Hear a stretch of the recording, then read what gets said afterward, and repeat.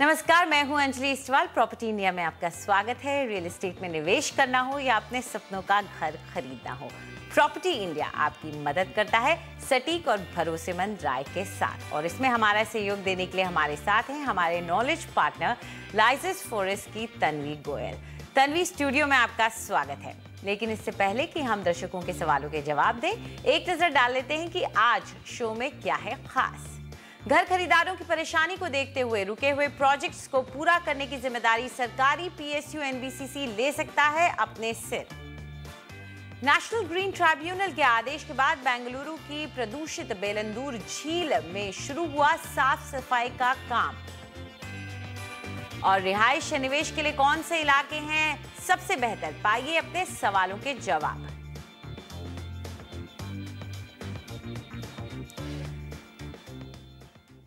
पिछले कई सालों से अपने घरों का इंतजार कर रहे हजारों घर खरीदारों को राहत मिल सकती है।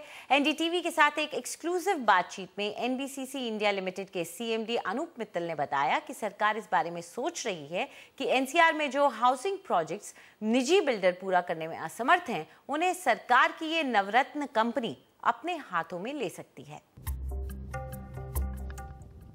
दिल्ली एनसीआर और मुंबई में 2,34,000 के करीब मकान 2 साल से भी ज्यादा देरी से चल रहे हैं। प्रॉपर्टी से जुड़ा डेटा जुटाने वाली कंपनी लाइसेस फॉरेस्ट के मुताबिक ये हाल तो बस इन 2 शहरों का ही है। अगर पूरे देश पर नजर डालें तो एसोचैम के मुताबिक देश भर में 826 हाउसिंग प्रोजेक्ट्स 3 साल से भी ज्यादा की देरी से चल रहे हैं। घर खरीदारों का ये बुरा हाल सरकार से भी छिपा नहीं है। यही वजह है कि सरकार की नवरत्न पीएसयू एनबीसीसी, जो निर्माण का काम भी करती है, अब इन अधूरे पड़े प्रोजेक्ट्स को पूरा करने की जिम्मेदारी लेने के विकल्प पर विचार कर रही है। Is there also any kind of thinking within NBCC or maybe within the Urban Development Ministry that the stuck housing projects, will NBCC look at taking them over, completing and handing over to the home buyers? हमें अभी सरकार या घर खरीदारों की तरफ से कोई सीधा प्रस्ताव नहीं मिला है, लेकिन प्रोजेक्ट्स को टेक ओवर करने की बातचीत चल रही है। अगर हमें ऐसा कोई प्रस्ताव मिलता है तो हम उसके लिए तैयार हैं। So sir, you're referring to the private projects which are delayed, maybe NBCC? Probably you are also talking about that. Yes. Yes, we have not received, but we are open to that. NBCC का ये कदम Yamuna expressway authority के CEO Arun Veer Singh के हाल के बयान के बाद और अहम हो जाता है। उन्होंने ग्रेटर नोएडा और यमुना एक्सप्रेसवे के इलाकों में अधूरे पड़े मकानों को पूरा करने के लिए सरकारी दखल की बात कही थी। Authority will take over the entire project and whatever money the buyers have already given. That will be adjusted against the investors' money. Yeah. So will that money be used to complete the project in a way? Yeah, of course. अगर किसी घर खरीदार का 70% पैसा builder के पास बकाया है तो वो पैसा हम बिल्डर को घर पूरा करने के लिए दे सकते हैं। घर खरीदार सीधे हमें पैसा जमा करा सकते हैं। हम किसी भी तरीके से ये सुनिश्चित करेंगे कि ग्राहक का कोई नुकसान न हो। There and we will ensure that their interest is not hurt. सरकारी और सरकारी एजेंसियां भले ही इन मकानों को पूरा करने की जिम्मेदारी लेने के पक्ष में हों, लेकिन रियल एस्टेट इंडस्ट्री इस कदम को इतना आसान नहीं समझते। नए प्रमोटर को एक तो पुराने अलॉटियों से 2/3 अलॉटी से कंसेंट लेना पड़ेगा, सहमति लेनी पड़ेगी।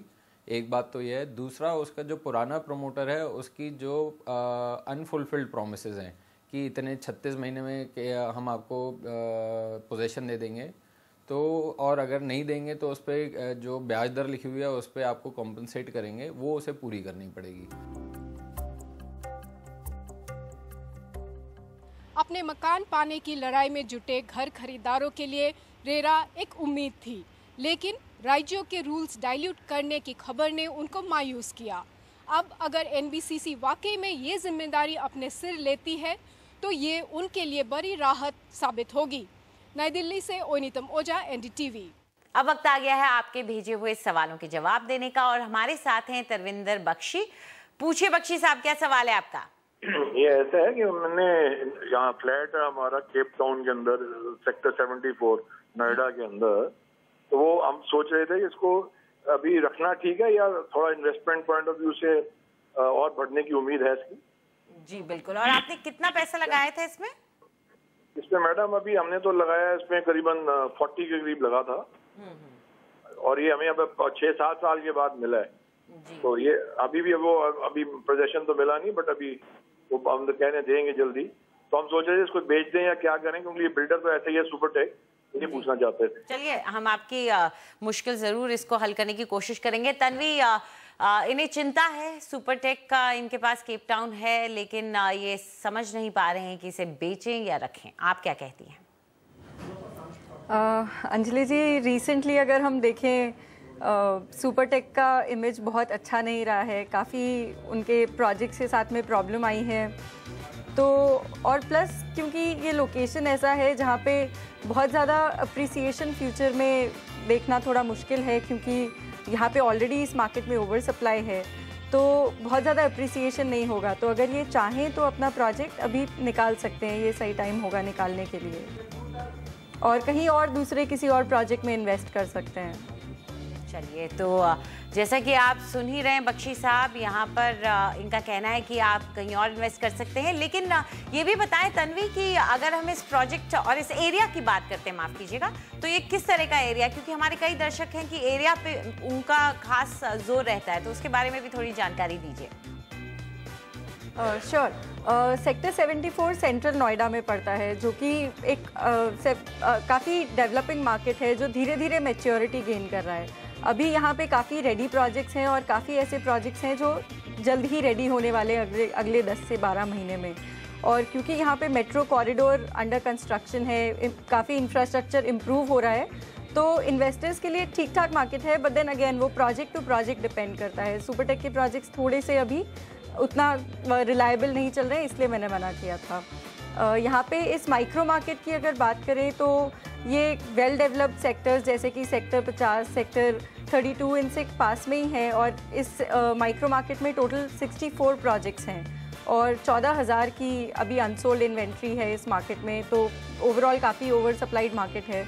यहाँ पे वेटेड एवरेज प्राइस कुछ 5,000 रुपये पर स्क्वायर फीट चल रहा है, और पिछले 3 साल में जो अप्रिसिएशन हुआ है मात्र 1.5% एनुअल बेसिस पे हुआ है, तो उतना कुछ खास नहीं जा रहा है। हम अपने दर्शकों को याद दिलाना चाहते हैं कि अगर वो प्रॉपर्टी खरीदना चाहते हैं, कहीं पे इन्वेस्टमेंट करना चाहते हैं, तो हमसे सलाह ज़रूर लीजिए। आप ईमेल कीजिए property@ndtv.com पर। हम आपके सवाल का यहाँ जवाब देंगे, लेकिन अपना नाम और नंबर हमें ज़रूर भेजिएगा ताकि हमारी टीम आपको कांटेक्ट कर सके और आप अपना सवाल यहाँ पर खुद पूछ सकें। चलिए आगे बढ़ते हैं। हमारा अगला कॉलर हम ऑन एयर ले लेते हैं। हमारे साथ जुड़ गए हैं कुणाल कुमार सिंह। कुणाल, पूछिए क्या जानना चाहते हैं आप? Yes ma'am, good afternoon ma'am. Good afternoon. ये स्प्लेंडिड काउंटी प्रोजेक्ट जो लोहगांव पुणे में है, एक्चुअली वहाँ पे इन्वेस्ट करना कैसा रहेगा, और वहाँ की लोकेलिटी के बारे में, प्रोजेक्ट के कंप्लीशन के बारे में मुझे जानकारी चाहिए। जरूर। तो पुणे लोहेगांव का इलाका इन्होंने पसंद किया है और स्प्लेंडिड काउंटी प्रोजेक्ट इनको पसंद है। सबसे पहले तो लोहेगांव के बारे में थोड़ी जानकारी दे दीजिए तन्वी। जी अंजलि, लोहेगांव एक डेवलपिंग रियल एस्टेट मार्केट है, क्योंकि ये एयरपोर्ट के बहुत पास पड़ता है। मेजरली ये एयरपोर्ट के लिए ही जाना जाता है, क्योंकि पुणे इंटरनेशनल एयरपोर्ट है वहाँ पे, प्लस वहाँ पे एयरफोर्स का बेस है जो one of the oldest base है इंडिया का, और काफ़ी एक्स सर्विसमैन जो हैं उस एयरफोर्स बेस के, वो लोहेगांव में रहते हैं। और जो एक्सपेंशन है, जो अपना इंटरनेशनल एयरपोर्ट है, उसका एक्सपेंशन भी करंटली चालू हुआ है इसी महीने, और इस वजह से ये एक काफ़ी डेवलपिंग लोकेशन है। प्लस ये जो लोहेगांव है काफ़ी सारी रोड से, काफ़ी सारे एरियाज से प्रॉपर्ली वेल कनेक्टेड है। जैसे कि अगर विश्रांतवाड़ी देखें, धानोरी, शिंदे, वाघोली, इन सब से जो रोड आती है ये लोहेगांव पे मिलती हैं। तो ये काफ़ी वेल कनेक्टेड एरिया है। इस एरिया में टोटल 40 प्रोजेक्ट्स हैं और कुछ 2,200 यूनिट्स की अनसोल्ड इन्वेंट्री है। यहाँ का प्राइस 4,200 के अराउंड चल रहा है, और एनुअलाइज्ड रिटर्न्स कुछ 1.6% रहे हैं over last 3 years. Splendid county जो उन्होंने प्रोजेक्ट सिलेक्ट किया है, ये एक स्टैंडर्ड मिड सेगमेंट प्रोजेक्ट है और यशदा रियल्टी ग्रुप का है। ये एक काफ़ी लोकली अक्लेम्ड डेवलपर है, लोकल एरिया में काफ़ी इनका नाम है, और इनके जो डिलीवरी रिकॉर्ड्स रहे हैं, ट्रैक रिकॉर्ड्स रहे हैं, वो काफ़ी अच्छे रहे हैं। तो कोई प्रोजेक्ट के साथ ऐसा प्रॉब्लम नहीं है। प्रोजेक्ट लोहेगांव के हार्ट में लोकेटेड है, तो कनेक्टिविटी बहुत अच्छी रहेगी, इमीडिएट सराउंडिंग में उनको सोशल और फिजिकल इंफ्रास्ट्रक्चर मिल जाएगा, विमान नगर पास ही है, तो ओवरऑल ये प्रोजेक्ट के साथ गो हेड कर सकते हैं, ये खरीद सकते हैं इस प्रोजेक्ट को। अगर इसके अलावा हम इन्हें सिमिलर लोकेशन में अगर और 2 प्रोजेक्ट्स सजेस्ट करना चाहें तो वो होंगे एक goodwill metropolis west phase 1 choice developers का, जिसका पोजेशन 2018 में मिलेगा, और दूसरा है IG aura city IG realty का, जो कंप्लीट हो गया है और ready to move in project है। तो चलिए इन पर नज़र डाल लेते हैं, थोड़ी करीबी नज़र डालते हैं। सबसे पहले है गुडविल मेट्रोपोलिस वेस्ट फेज़ 1, और यहाँ पर जो कीमत आपको चुकानी पड़ेगी वो है 4095 रुपये पर स्क्वायर फुट की। अगर आप 1 BHK लेते हैं तो आपको 655 स्क्वायर फुट का साइज़ मिलता है, लेकिन अगर आप 2 BHK लेते हैं तो आपको जो साइज़ मिल रहा है उसका रेंज है 785 से लेकर 945 स्क्वायर फीट का। तो अगर आपका बजट ज़्यादा है तो आप 2 BHK भी ले सकते हैं। और इस प्रोजेक्ट की बात करें तो ये ईस्ट और वेस्ट इस तरह से बटा हुआ है, और यहाँ पर आपको करीब 3 टावर्स मिल रहे हैं, जिनमें से 2 टावर्स में बुकिंग खुल चुकी है, जिनमें आप बुकिंग करा सकते हैं। ये पोरवाल रोड लोहेगांव पर बना हुआ है, और इसकी जो सिचुएशन है वो आसपास के बस और दूसरी सुविधाओं से काफ़ी पास है, और लोहेगांव है तो यानी कि एयरपोर्ट से भी ये दूर नहीं है। चलिए दूसरे प्रोजेक्ट की बात कर लेते हैं। ये है आईजी ऑरा सिटी, और यहाँ पर जो कीमत आपको चुकानी पड़ेगी वो है 4150 रुपये पर स्क्वायर फुट की। अगर आप 2 BHK का अपार्टमेंट लेते हैं तो उसका साइज रेंज कर रहा है 811 से लेकर के 1043 स्क्वायर फीट तक, और ये जो प्रोजेक्ट है वो तैयार है, जैसे कि आपको तन्वी ने बताया, 2 एकड़ में फैला हुआ है। इसमें 3 टावर्स हैं, और इसकी जो लोकेशन है वो भी काफ़ी अच्छी है। जो सारे इम्पॉर्टेंट लोकेशंस हैं, या बस स्टैंड हो गया, एयरपोर्ट हो गया, सबसे ज़्यादा दूर नहीं है, और ये एक ready to move in project है, जैसा कि हमने आपको बताया।